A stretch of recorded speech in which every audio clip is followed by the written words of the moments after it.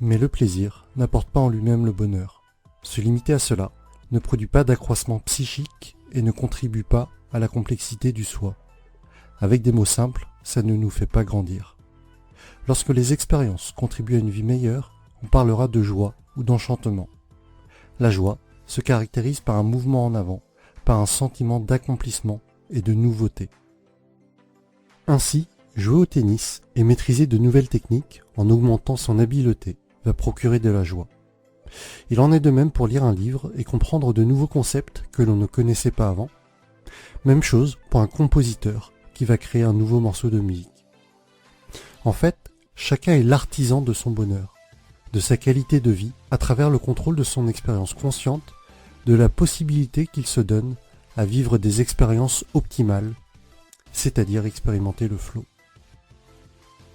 Quel que soit le domaine d'activité, le flow va répondre à 8 caractéristiques majeures. 1. La tâche est réalisable, mais constitue un défi et exige une aptitude particulière. C'est le cas pour toute activité en situation de compétition par exemple, d'où l'intérêt des jeux et des sports opposant plusieurs personnes. 2. L'individu se concentre sur ce qu'il fait, comme pour un skieur descendant une pente raide. Il n'y a pas de place pour des pensées ou des émotions non adaptées. La moindre distraction pourrait mener à une chute malencontreuse. 3. La cible visée est claire. Un alpiniste veut ainsi monter sans tomber. À chaque seconde, il sait à quoi s'en tenir.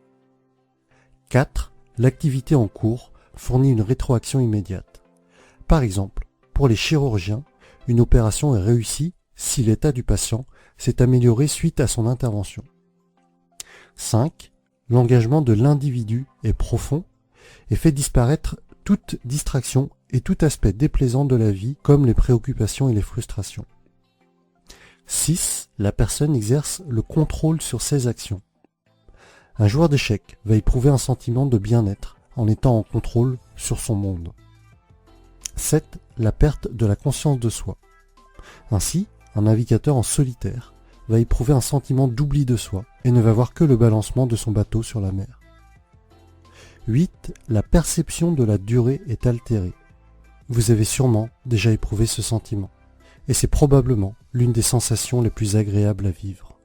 Vous avez passé de nombreuses heures sur une activité, et pourtant, vous avez l'impression de n'y avoir consacré que quelques minutes. Vous avez été tellement concentré que vous n'avez rien mangé depuis des heures. Ça peut être le cas si vous avez travaillé sur votre business qui vous passionne. Ça vous est aussi sûrement arrivé si vous avez participé à un cours avec un prof tellement passionnant que le temps est passé sans que vous ne vous en rendiez compte. L'auteur du livre nous propose un diagramme pour bien compléter notre compréhension du flow. En abscisse, vous avez les capacités d'un individu. En ordonnée, l'exigence d'une activité. Pour se mettre dans un état de flow, il ne faut pas se positionner dans quelque chose de trop compliqué par rapport à nos capacités.